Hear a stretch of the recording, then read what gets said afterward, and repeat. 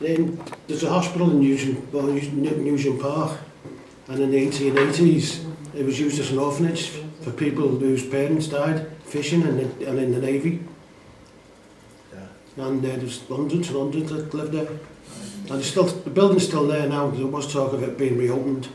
We went around there a couple of years ago. It's haunted, isn't it? And took all kinds of pictures. Yeah. Next to the police station, on the left-hand side. Yeah. It was built about 1850, or maybe earlier. But it was for orphan children. It was a seafarers' orphanage. Yeah. People had died, kids had died. In Newsham Park. The parents had died at sea or whatever. But, sorry, can I ask, was that near the church? No. We seem to have moved across the Because I wanted to go back. Several miles now. Because I wanted to go back to the church and find out.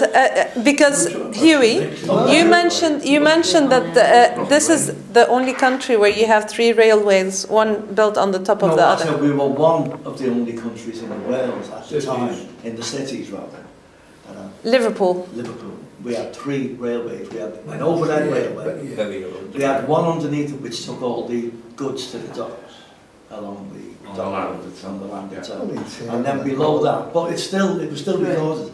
And then the other one was below. The underground, And is that one of them is related to your space that you really like? Are you talking about the old dock now? Yeah. Or it has nothing to do. Hughie's mentioned the overhead railway. I've actually got a picture of it here, and I've actually ridden on that because it was quite an interesting thing as a kid, yeah. But unfortunately, it wasn't looked after, and it became pretty much dangerous, and they demolished it. One of the interesting things about it was that once a year and once a year only, the overhead railway actually diverted, and it went to Aintree Racecourse on the day of the Grand National. I don't think most people know that. But it's on what? Sorry. It joins up with It used to do a diversion the main once line, a year Oh, to Aintree Racecourse. oh yeah, you can't do that, yeah. Obviously to move people to the race. Yeah. But the old dock, again I've got a photograph here, or a picture. I should say an etching. They weren't taking photographs in those days. It's a very interesting piece of history of Liverpool, and there's still a bit of it left under the ground under Liverpool 1.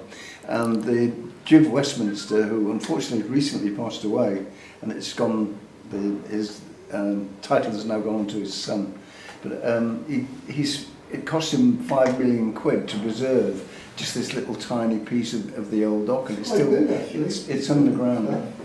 Yeah. and can you go into that? Yes, it's open to the public, but you have to book it through the Maritime Museum. It's free. It's free, but it is very, very interesting, and it's only made out of like the equivalent of house bricks.